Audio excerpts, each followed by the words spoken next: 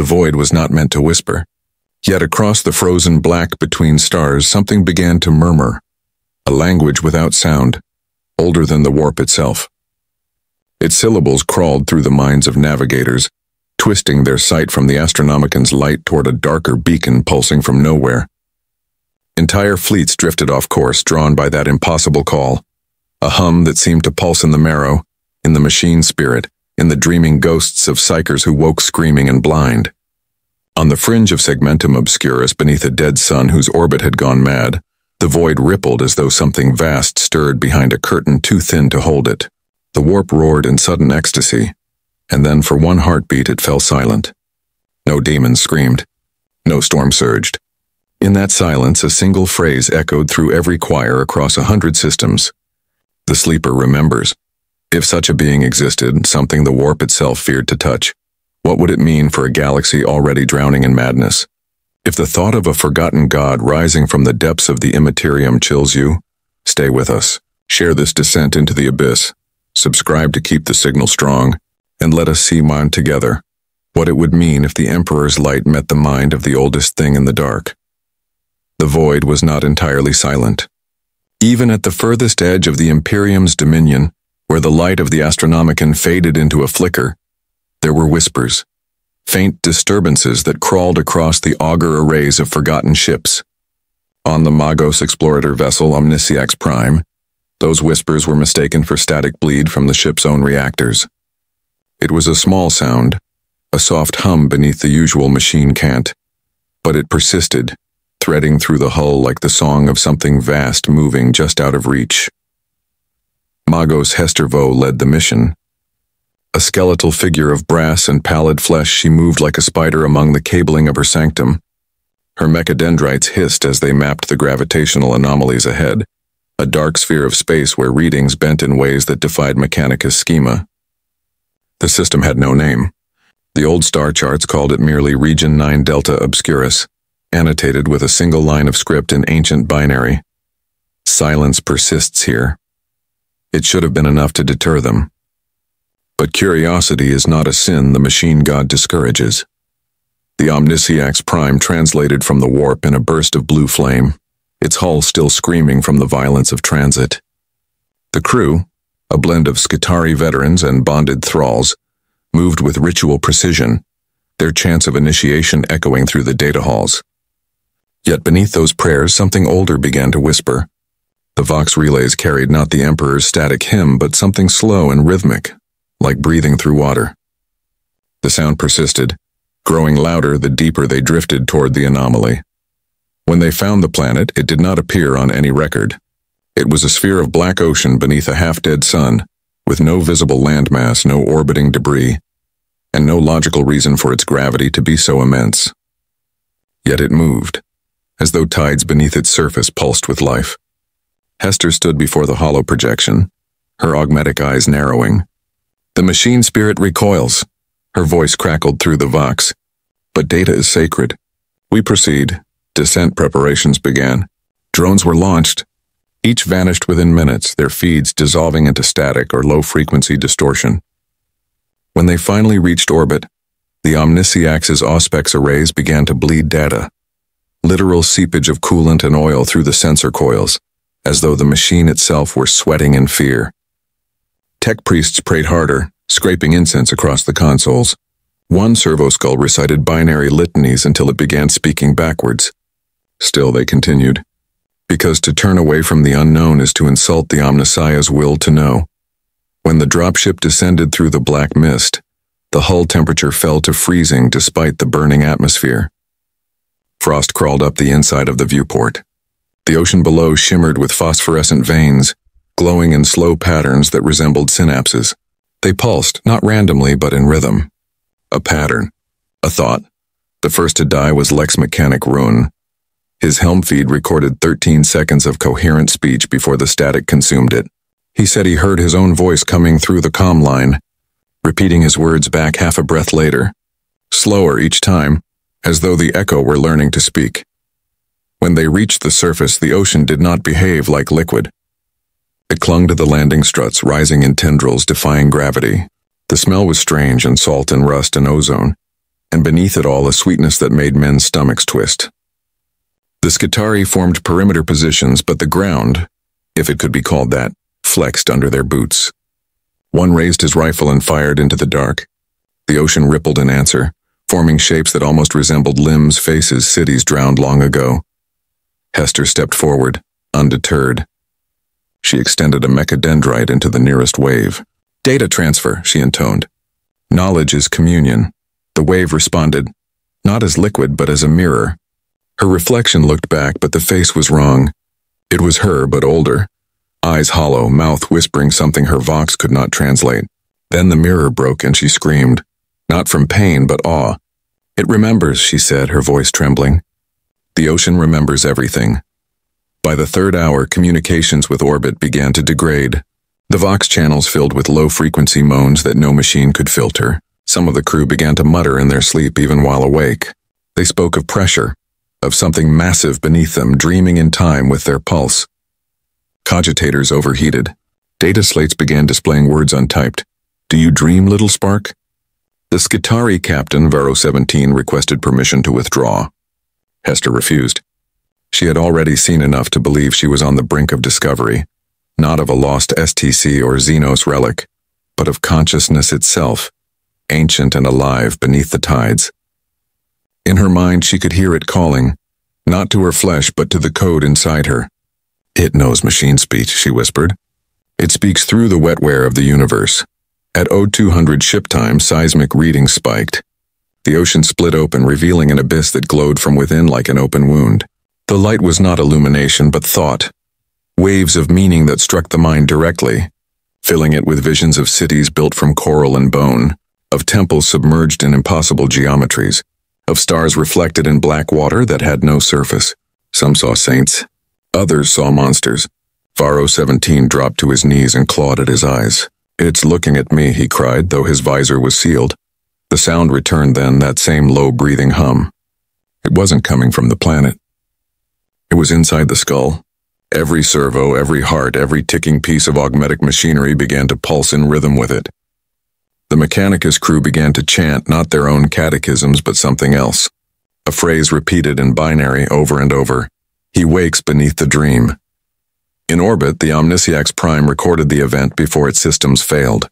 The last transmission captured a faint heartbeat-like pulse emanating from the planet's core. The ship's astropath died mid-communion, his skull imploding as though crushed from within. For 2 full minutes afterward, every cogitator aboard the vessel began to type on its own. "We have seen the sleeper's thought." Down below, Magos Hester Vo entered the abyss. The descent was not mechanical, it was devotional. The dropship's engines, stripped by the ocean's pressure, became vessels of prayer, their failing pistons churning with rhythmic surrender. As Hester Vo led her retinue into the fissure, their lumen globes flickered, scattering light across an endless wall of pulsing membranes. It was as though they walked inside the veins of some colossal organism, one that had been dreaming since before stars had language. Every step resonated through the structure, and the sound came back not as an echo but as an answer. The deeper they went, the more the boundary between body and signal blurred. Vox feeds ceased to function. The augmetics of her Skitarii began to twitch as if reacting to an unseen data stream. Through their neural circuits flowed visions, fractal forms blooming like flowers that could think. One soldier ripped off his helmet and wept blood. Another began to pray aloud, his voice overlapping with a whisper that wasn't his own. And still Hester pressed forward. Every Mechanicus creed told her knowledge was divine, and what she saw before her was divinity made visible. The abyss opened into a cathedral of flesh and geometry, columns of organic glass reaching into darkness, each one vibrating with harmonic sound. There were shapes within the translucent walls, silhouettes of impossible creatures locked in slow motion, suspended as though caught in amber. She recognized none of them. One looked vaguely human, another looked like a god. When she approached, her auspex flared with readings beyond quantification. Every scale maxed, then reset, then maxed again. The numbers spelled patterns she could not name but instinctively understood. It was not language but hunger. The ocean wanted to learn. A sphere rose from the center of the chamber, smooth, translucent, pulsing like a heart. Inside it swam shadows that looked like thoughts. Hester extended her hand and every mechadendrite mirrored her, trembling as though in reverence. "Show me your code," she whispered. The sphere split open soundlessly. A wave of liquid light washed over her, and every servitor screamed at once. For a heartbeat she saw everything, worlds rising and drowning before the dawn of the Astronomican, entities that existed not in space but between memory and sound. A colossal presence beneath it all, watching through the dream of matter. She saw the Emperor not as light but as a burning reflection on the ocean's skin. She saw the warp recoil like a frightened animal. Then it spoke. Not through words but through the movement of atoms. Through the pulse in her blood. It said, "You are not made. You are remembered." Every system aboard the Omnisciax Prime above went silent. Engines, reactors, everything stopped. In the blackness of orbit, the ship hung dead. Then one by one, the machine spirits began whispering, speaking in human voices through static. They said her name. They said her title. They said, "She has gone beneath. She has joined the deep." Below, Hester Vo no longer moved. The Skitarii found her kneeling before the open heart of the abyss, her eyes like two black suns. She was breathing in rhythm with the planet. Her Vox grill clicked once, twice, and then she spoke. "It dreams us." When they tried to retrieve her, the ocean resisted. The surface began to rise, slow but deliberate, as though the world itself were inhaling. The Skitarii fired their weapons, but the rounds dissolved mid-flight, turning into swarms of phosphorescent motes that merged with the air. The Vox screamed with interference, the signal now a continuous pulsing hum. Those few who escaped the gravity well reported that the planet was growing. Its diameter had increased by 3% in under an hour. The Mechanicus would later classify the incident as an abyssal data entity manifestation, but those who were there gave it a name the cogitators refused to record, the sleeper beneath the void. In the darkness between stars, Hester's final transmission reached no one. It was intercepted by something in the warp. The file contained only one sentence. "The sea is thinking again." And far away, across 1,000 light-years in the vaults of Terra itself, one astropath jolted awake from a dream of drowning, whispering words he did not understand. The deep remembers. The hum returned to silence. The galaxy did not yet know it had been noticed. Across the Imperium, psychers began to die in their sleep. It started on the fringe worlds, the kind of nameless outposts that vanish without notice. But within weeks, the silence reached the heart of Segmentum Obscurus. The deaths were unlike anything catalogued by the Scholastica Psychana.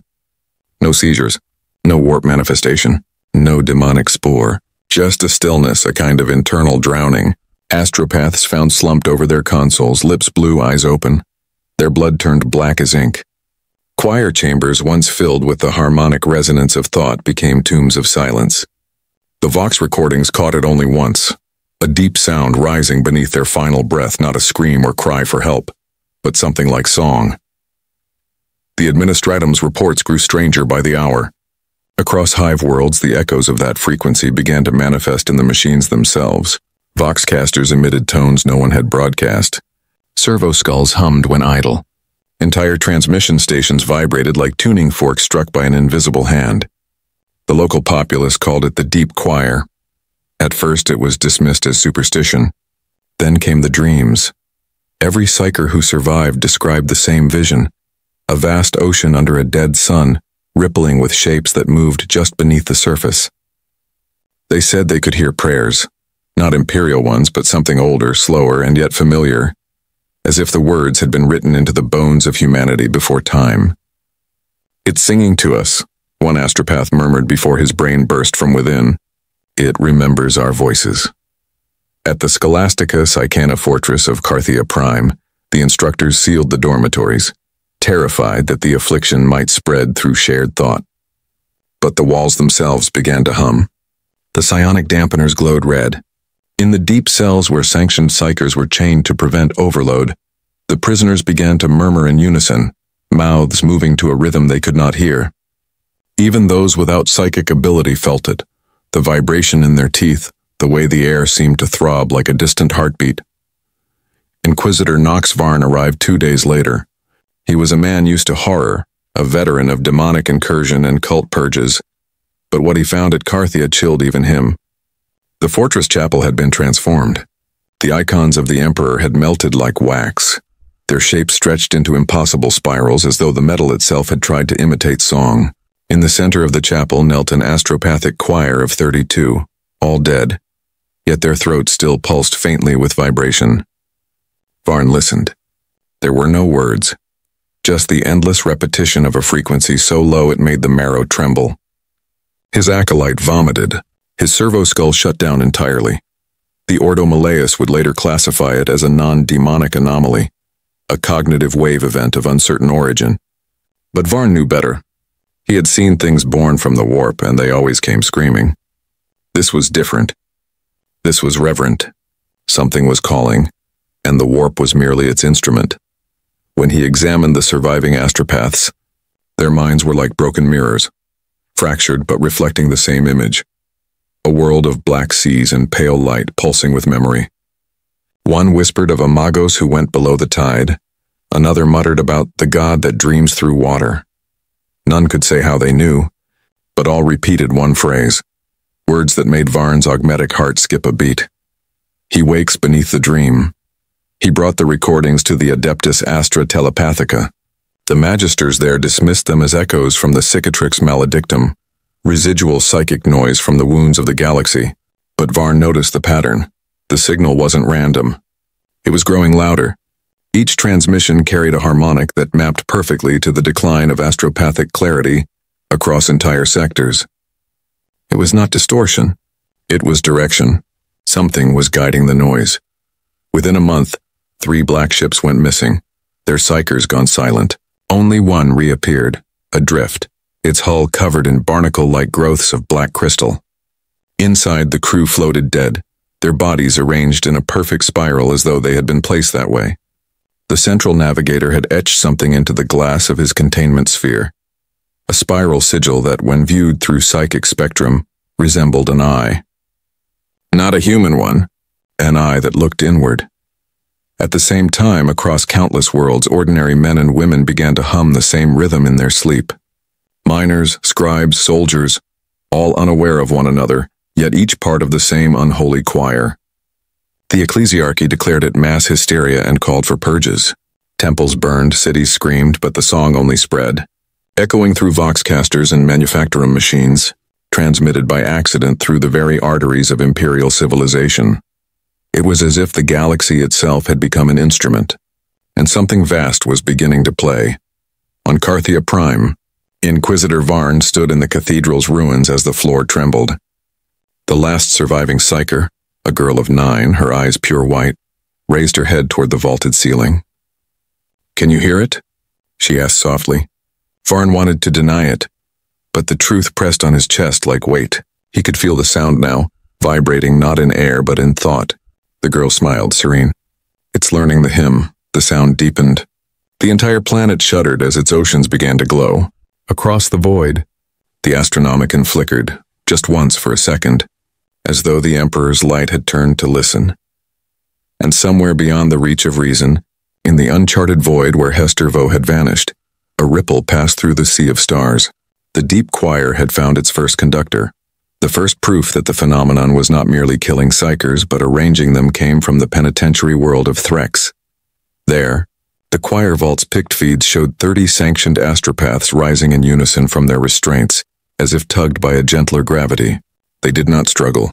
They walked blind and calm to the center of the chamber and lay down in nested arcs, rib to rib, skull to skull, their mouths parting on the same breath. The tone that left them was visible in the dust, a shiver through the air that shook candle flame into perfect rings. When the wardens finally broke the adamantine door, the choir was already dead, yet the tone continued, pulsing out from the stone as if the fortress itself had learned to sing. Inquisitor Nox Varn watched the footage 3 times, each slower than the last. The familiar shapes of horror, demonic rictus, warpfire, claws of unreality were absent. Instead, there was order, a symmetry so patient it felt obscene. "We are not being devoured," Varn said to his acolyte without turning from the hololith. "We are being tuned." He took his evidence to the conclave on Eleusia, an Ordo Malleus synod buried under kilometers of bedrock and ritual steel. The chamber smelled of oils and hot metal, and the robed silhouettes of the assembled inquisitors made the lumen globe seem to shrink. Varn spoke without flourish, laying seals and data slates in a line. Void singers on distant moons, the Threx spiral, a black ship returned draped in black crystal like a drowned cathedral, and a final scrap of Vox captured by a patrol frigate near the dead belt. 5 inhuman beats, low as thunder under the sea, followed by an almost human exhale. This is not summoning, he concluded. It is attention. Something is paying it to us. You are asking us to treat Litany as predator, someone said in the darkness. I am asking you to hear what the galaxy already hears, Varn replied. Even the demons do. At that, the chamber changed temperature, because it was true. Reports from strike forces in the gray zones bordering the Cicatrix maledictum described an absence no one had thought possible. War bands of heretics, meeting no opposition in the immaterial, summoning circles producing only smoke and silence. A gray knight, his name sealed by right, had recorded a single line after slaying a coven that could not make its patron answer. The warp is hiding, from what it will not say. The parchment came to Varn under sigil lock. He did not show it to the conclave. He only remembered the scrawl like the score of a dirge across a page. While the lords of secret war argued definition, the world of Carthia Prime reached a threshold. The child psyker in Varn's custody did not sleep. She sat with her knees tucked under her chin on a stone step in the ruined chapel, and hummed quietly to herself, matching the trembling of the walls. When Varn drew near, she lifted her face, and for a moment he saw her not as a danger, but as a child trying to follow a song too large for her lungs. It doesn't want to hurt us, she said, not pleading, not hopeful, reporting. It wants us to remember. Remember what? He asked and hated the softness in his voice. Breathing, she answered, puzzled that he needed to ask. The old way, the tone grew. It found the hollows of the fortress and made them resonate. Cisterns, chimneys, the long barrels of macro bolters stacked in the armory. It played stairwells like flutes. Lifted dust and veils made the icons vibrate until their halos blurred. The Scholastica Psychona's damping pylons, who had never failed against shrieking tides of witches, began to sing back, each pillar answering with a fractionally different pitch. When adepts charted the frequencies, the line sketched a map Varn recognized with a coldness that touched his augmetic heart. Not of space, but of distance from shore. A topography of depth. He remembered the navigator on the dead black ship who had scratched a spiral that was an eye that looked inward. He remembered the glow in the oceans of far worlds as reports multiplied. Sea creatures breaching in impossible unison. The wake of civilian transports turning to lattices of standing ripples, rain falling in repeating patterns like notation. He remembered a name he had not allowed himself to speak in a long time. A name he had read once in a censored Mechanicus archive about a Magos who had walked into a thinking sea and not returned. Hestervo. The syllables felt heavier in his mouth now, as if wetted. Chain the girl to a null cell, he ordered at last, and his acolyte flinched at the cruelty that returned to his tone.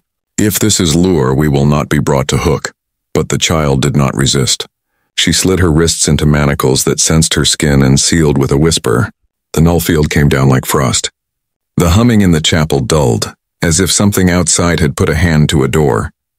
Varn felt a pressure lift from his skull.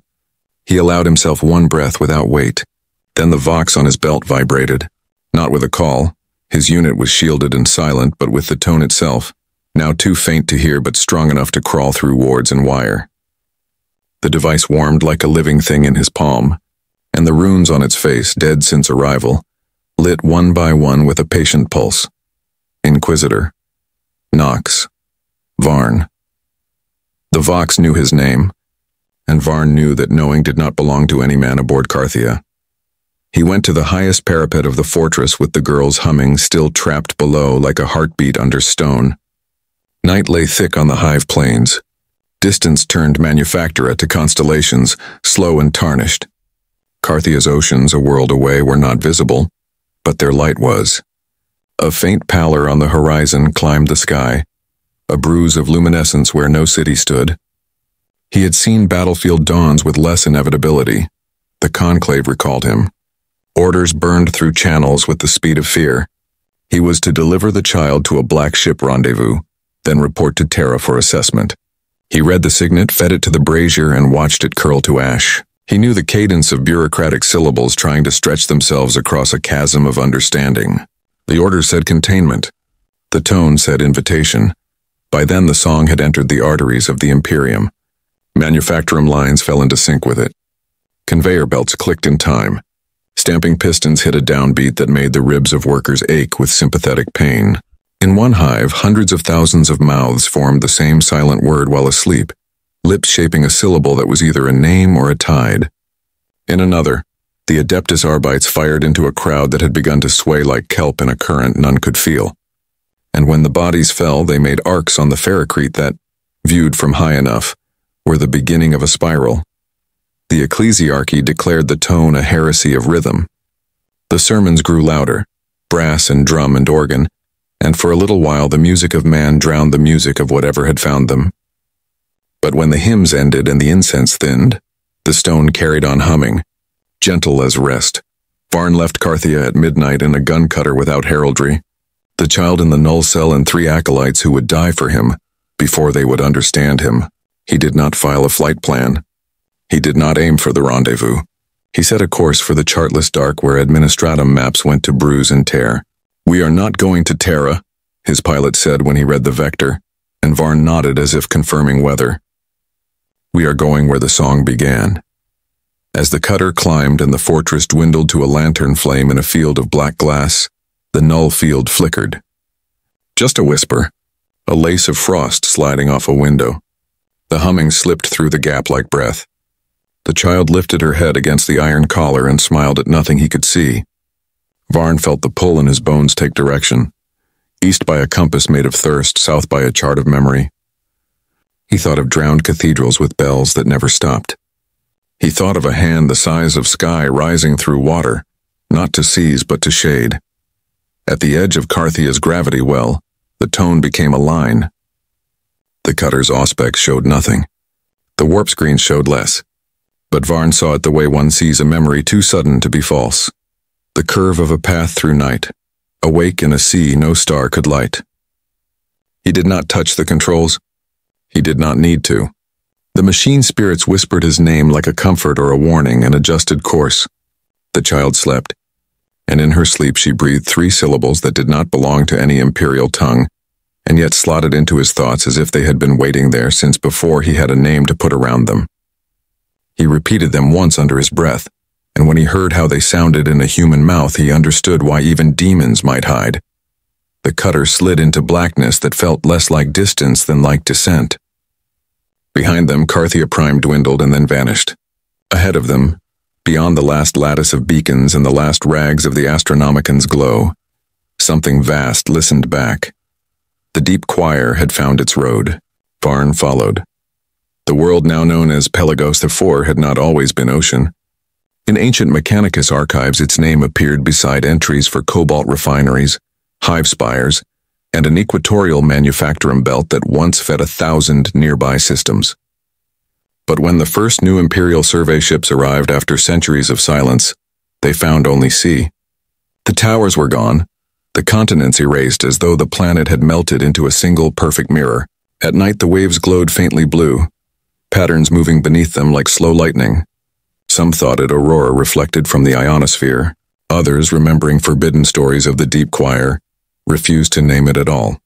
Inquisitor Varn's cutter entered orbit 3 weeks after his flight from Carthia.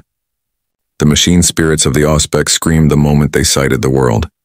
Fox channels filled with layered murmurs, countless voices reciting the same verse in the same breath, impossible to isolate. His pilot's eyes rolled white, blood seeping from the corners, but he did not cry out. He only whispered, "It's still dreaming." The child, sleeping in her null cell, smiled as if she had heard a familiar melody returning home. The surface defied analysis. The ocean seemed solid until touched by light. LiDAR vanished in echo. When Varn ordered a probe drop, the feed displayed thousands of reflections of the same descending capsule, infinite mirrors within mirrors, each slightly delayed from the last, like a thought rehearsing itself before being spoken. The capsule never hit water. It was absorbed. No splash, no resistance. One moment metal. The next silence, only a spreading ring of light. Mark the coordinates, Varn said, though the cogitators had already done so. He felt a pressure behind his eyes, a wordless invitation to follow. He ignored it. For now, they descended in low orbit for visual study.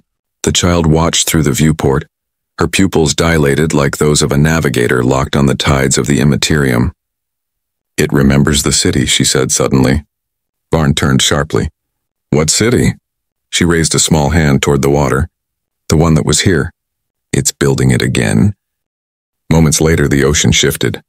From beneath the waves, structures began to rise, spires of translucent coral and metallic bone, growing as they watched, exhaling mist that crystallized into archways. The forms were not random. They resembled cathedrals and manufactoria both, a blend of machine and organ, as if the planet had stolen blueprints from the collective human memory. The largest spire bore the sigil of the Omnissiah, but not carved. Grown, Magos Fo, Varn breathed before realizing he had spoken aloud. When they landed on the northern reach of the reformed coast, the soil felt alive underfoot. A thin membrane stretched across depth.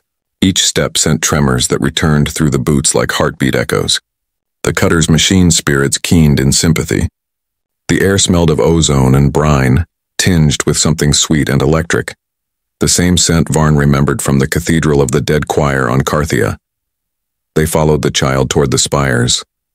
No wind moved, but the structures hummed faintly, resonating in chords that shaped the air into color. Where a normal world would have had cities built upon it, Pelagos 4 was rebuilding itself from memory, and memory had no sense of proportion. Great domes hung upside down, suspended in liquid that behaved like glass. Streets curved into themselves. Every surface reflected the observers in endless repetition, and in each reflection they stood slightly different. Older, younger, armored, wounded, possibilities arranged like sheet music. Varn's vox clicked twice. Static became words. You came back. The voice was metallic yet trembling, human buried within. Magos Hester Vo, Varn answered carefully. If this is truly you, identify yourself. The static pulsed once, affirmative. Then identity is pattern retention. We are what is remembered. The deep has remembered me. The child stepped closer to the spire, her small hand brushing the surface. The whole structure shivered, releasing a low note that rippled through their bones. It's thinking, she said. It thinks through what it remembers. We're walking inside its mind.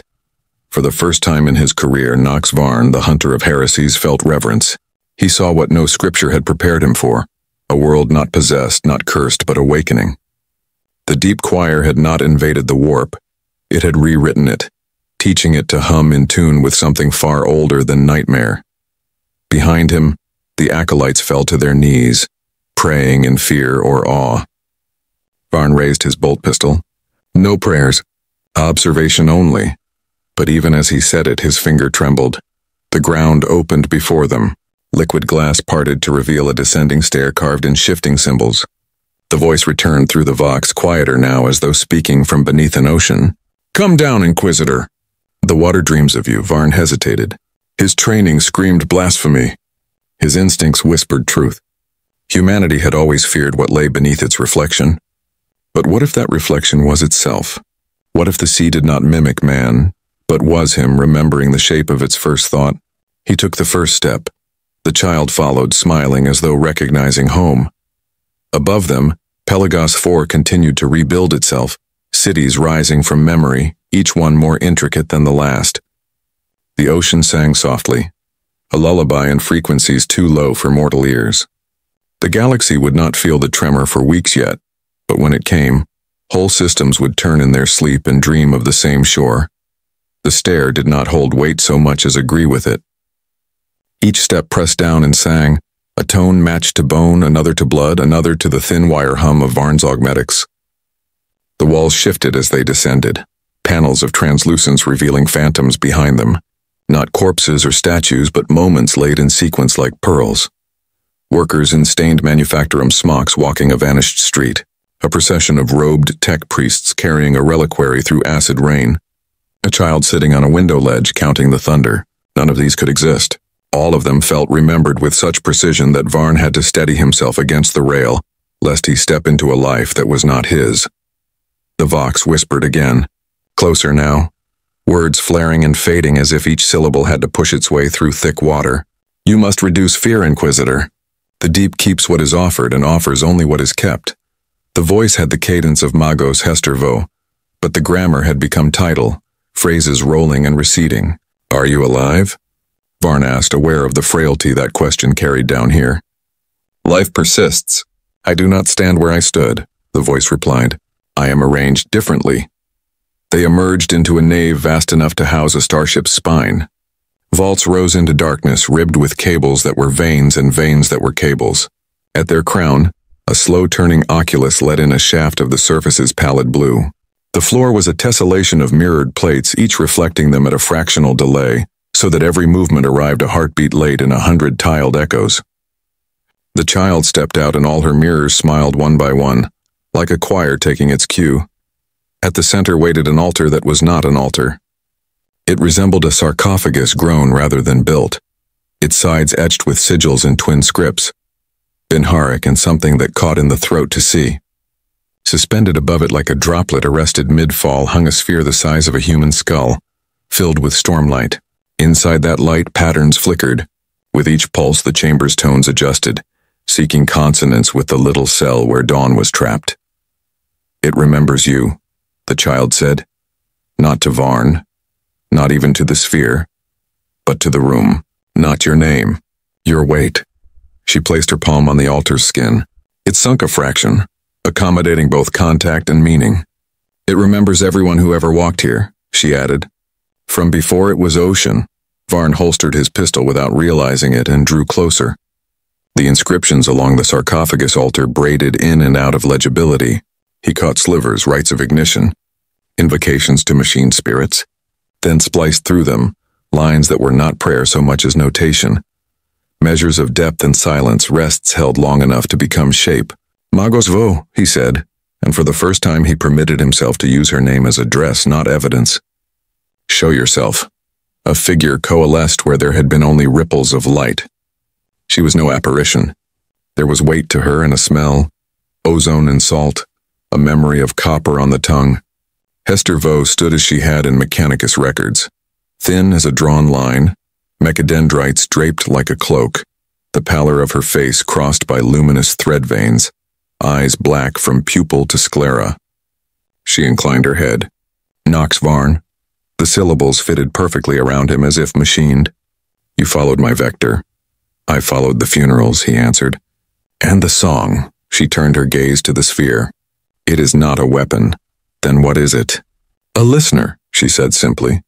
An archive, but not dead. We think of memory as after. This is before.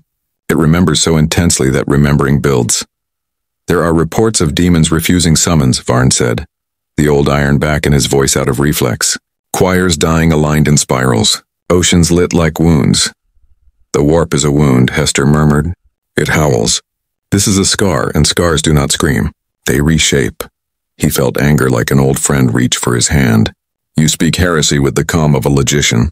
I speak as a witness, she replied. The ecclesiarchy will write their names for it.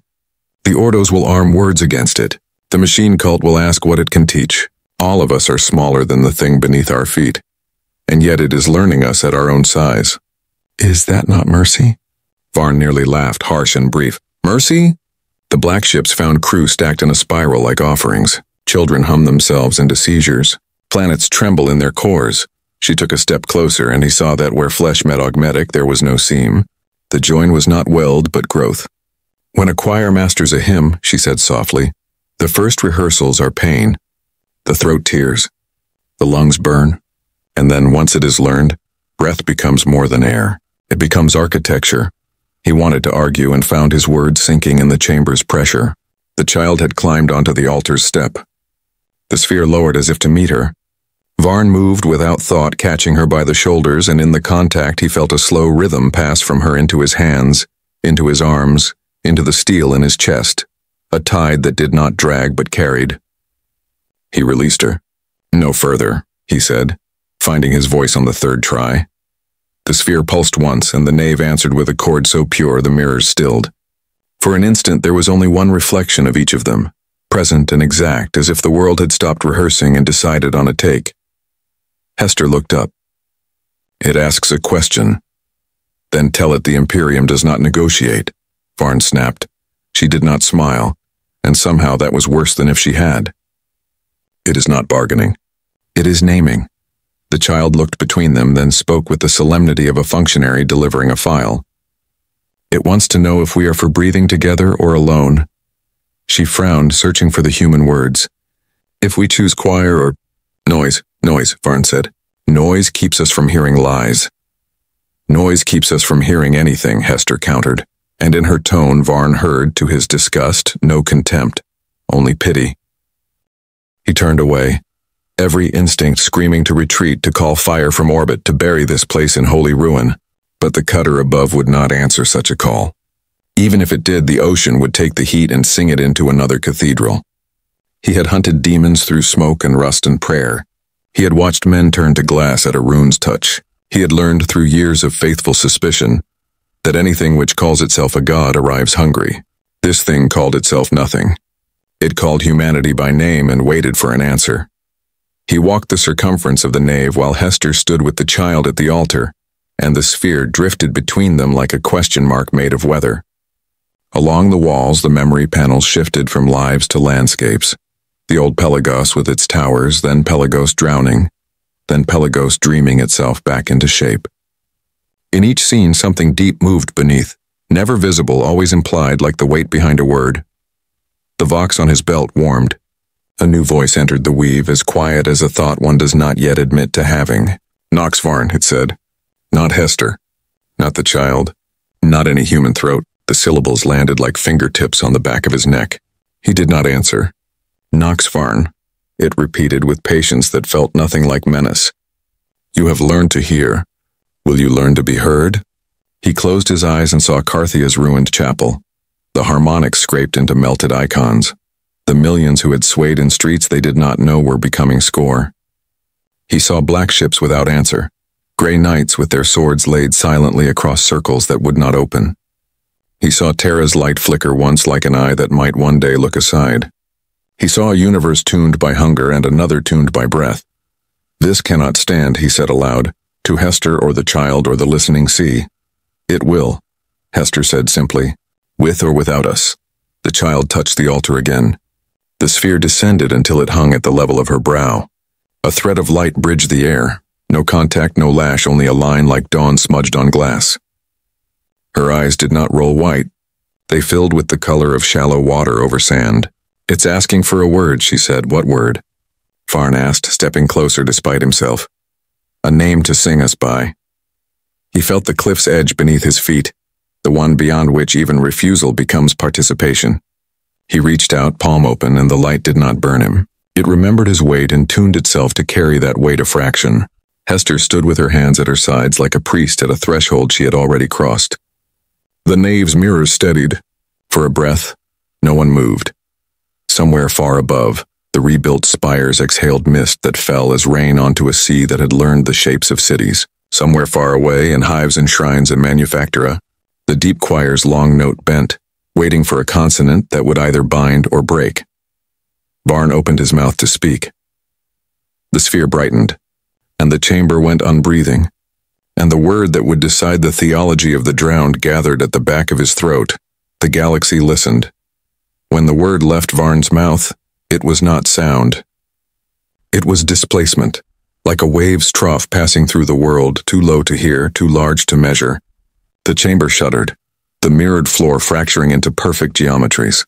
The child fell silent, the line of light between her and the sphere dimming to a faint pulse. Hester Vo stood unmoving, her mechadendrites rising slightly as if catching the new frequency. Somewhere above them, through kilometers of living stone and salt water, the rebuilt spires began to sing. Across Pelagos 4, the ocean's surface rippled in concentric rings that never broke.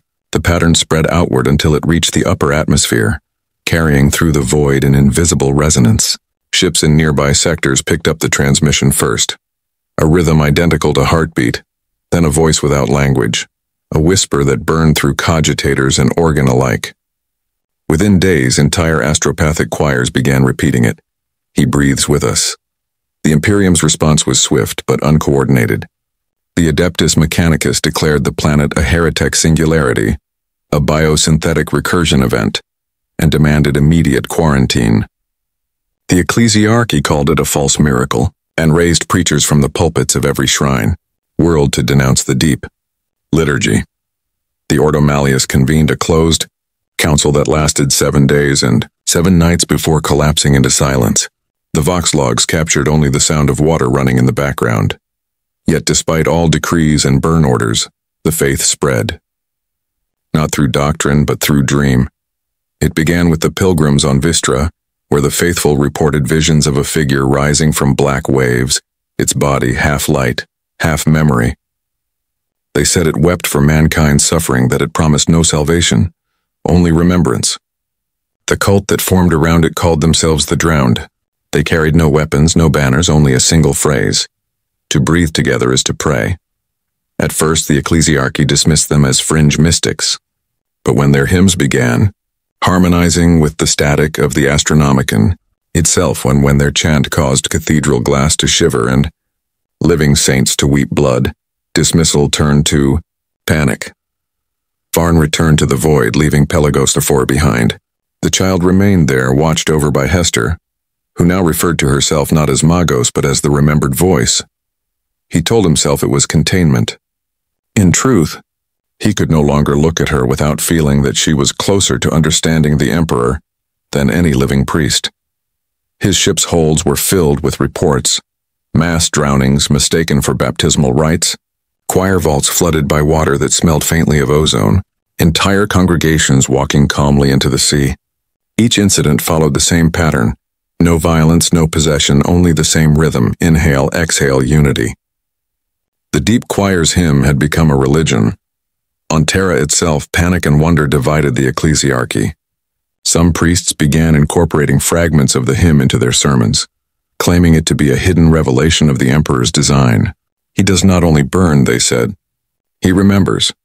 Those who opposed the heresy accused them of blasphemy and were drowned in holy water during Mass by congregations who claimed they had merely followed the breath of God. In the forbidden catacombs beneath the convent prioress, a council of cardinals gathered around a sealed data slate smuggled from Pelagos IV.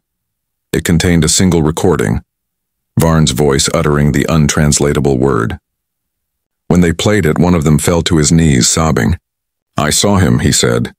"Not as flame, but as tide." The others did not answer. They had seen the same. For the first time in 10 millennia, the Ecclesiarchy faced a rival faith not born from chaos, but from the echo of humanity itself. The choir did not promise paradise or power. It offered only the memory of being one. That simplicity was more dangerous than any demon. Varn understood this too late.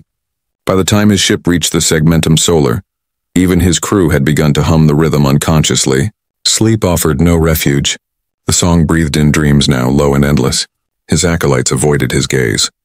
When he finally caught his reflection in the viewport, he realized his eyes had taken on the faint luminescence of Pelagos IV's ocean. He began to pray, not to the Emperor, but to the silence between the breaths. Far away, in the drowned cathedrals of Pelagos IV, the child opened her eyes beneath the glass sea.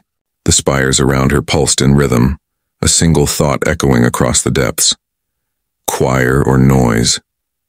She smiled, and the world exhaled. They called it the Blue Heresy. The decree came from the Opus Cardinalis itself, the highest choir of the Ecclesiarchy, whose gilded chambers trembled with the weight of incense and fear.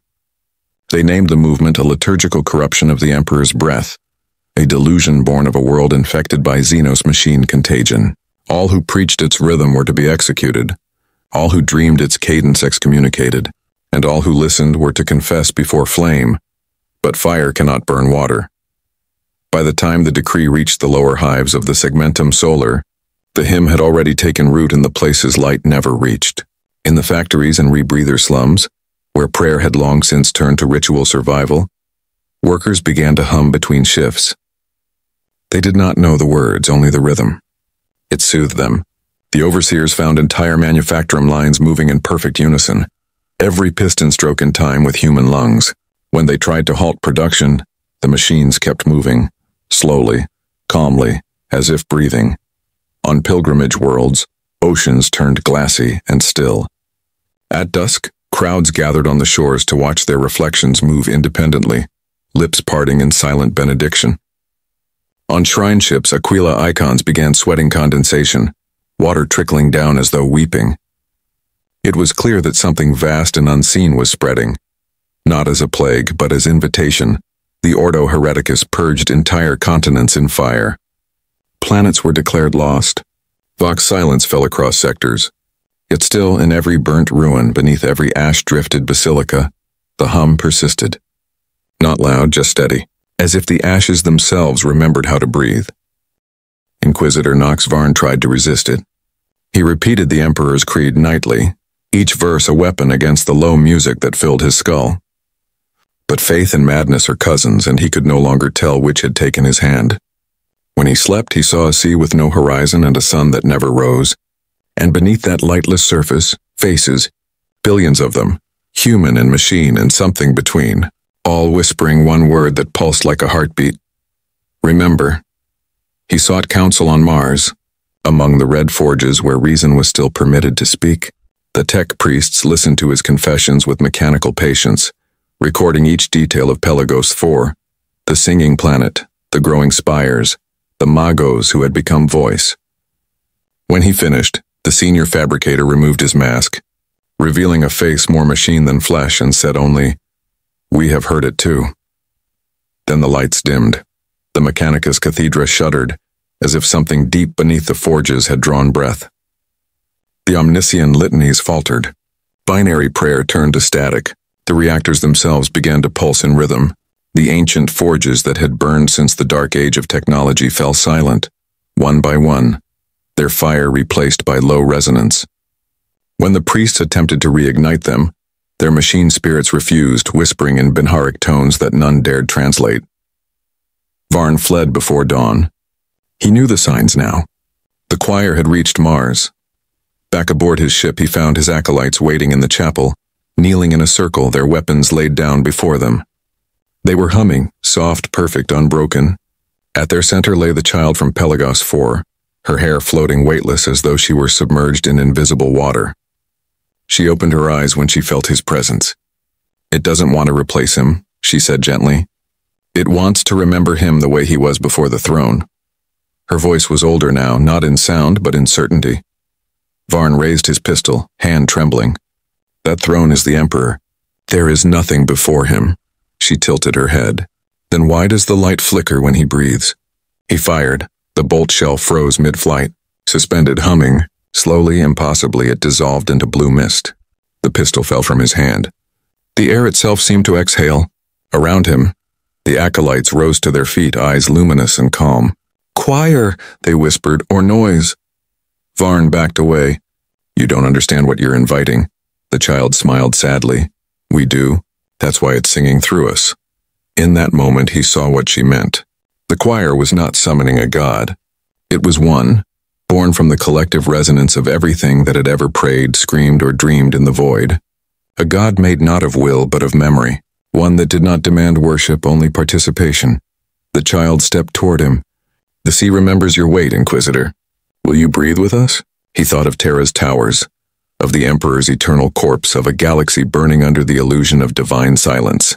He thought of all the prayers that had never been answered and all the screams that had. And for the first time in his life, Nox Varn exhaled without saying a word. The hum deepened.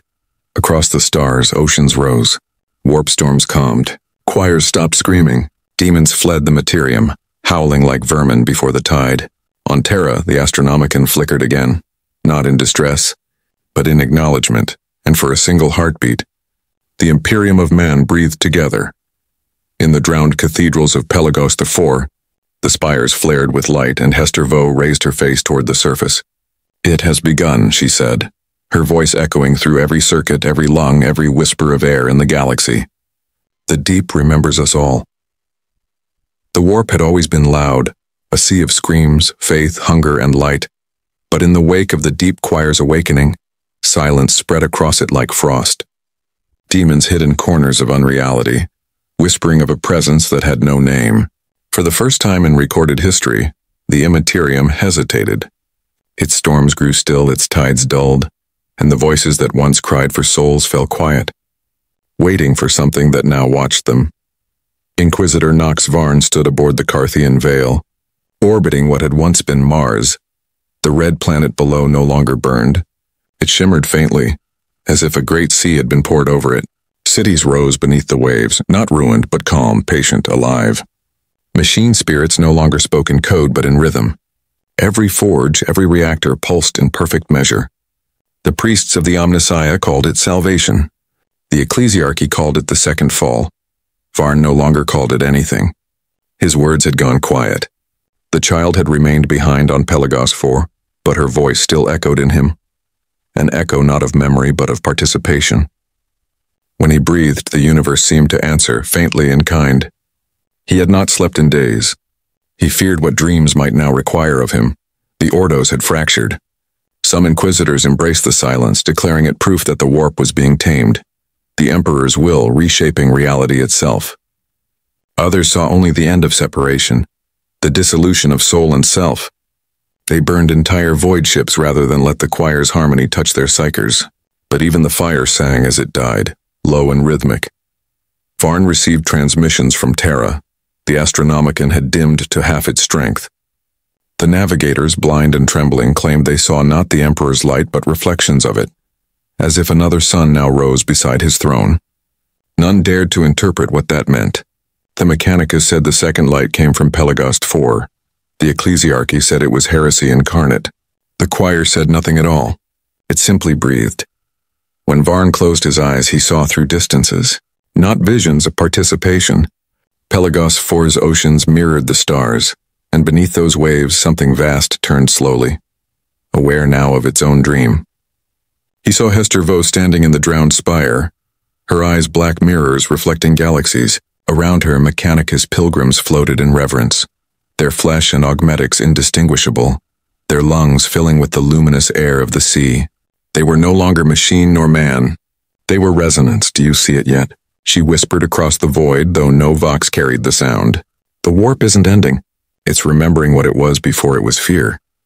Varn tried to speak, but his voice came out as vibration. His thoughts flickered across space like sonar. "You've unmade us," he said, though even he could not tell if it was accusation or awe. "Not unmade," came the reply. "We've taught the universe to listen." Across the segmentum, the signs multiplied. The demon worlds of the Eye of Terror fell silent. The tides of madness receded, leaving behind cities that wept crystalline tears. The Grey Knights reported that their nemesis blades hummed with warmth even when at rest, as if remembering something kind. And in the warp itself, that churning sea of chaos and nightmare, ripples began to form, gentle and ordered. It was as if something beneath it all had awakened from a long, slow sleep and was now looking up through the dream. On Terra, the Adeptus Custodes watched the golden throne flicker. The Emperor's withered form pulsed once faintly as if exhaling. Every servitor attending the Astronomican stopped mid-motion, their augmetic mouths murmuring the same phrase. "He breathes with us." The High Lords tried to contain the panic. Voxcasters were silenced, executions ordered, prayer chambers locked. Yet even through walls of gold and faith, the hum continued, not threatening, merely present. Varn descended one final time. He returned to Pelagos 4 alone, his ship following the pull not of coordinates but of memory. The planet greeted him like a pulse, every tide synchronized to his heartbeat. When he stepped into the ocean, it parted for him. The water was warm, luminous, and alive. It rose around him like light, and within it he saw every face he had ever condemned, every soul he had ever failed to save. They were not accusing. They were breathing with him.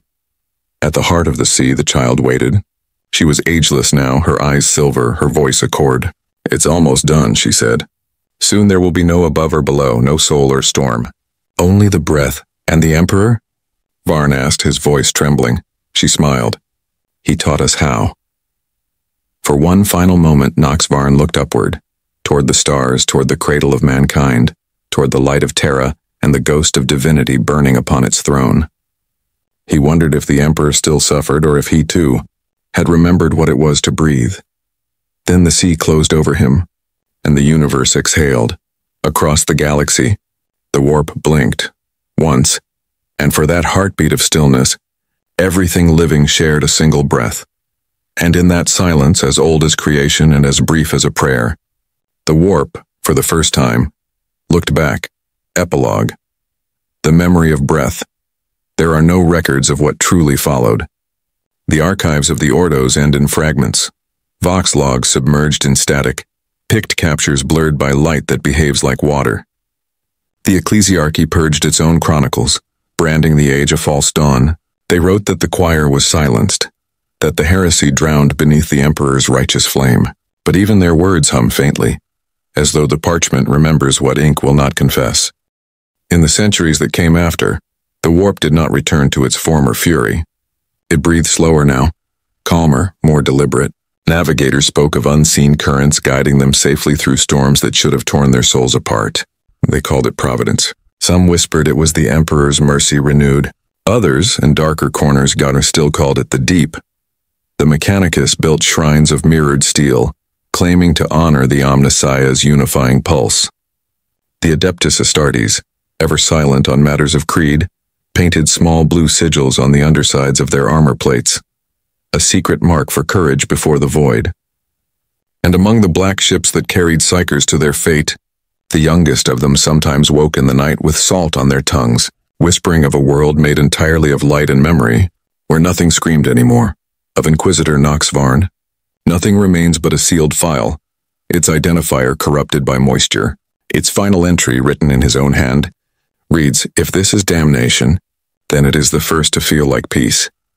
And still sometimes, when the Astronomican flickers on distant instruments, when the golden beam across the void hesitates for the length of a breath, the adepts of Terra glance at one another but dare not speak, because somewhere behind that holy light, faint and endless, there is another glow, a reflection, a memory, a tide that never forgot the shape of man, and if you listen long enough to the silence between stars, and you might still hear it.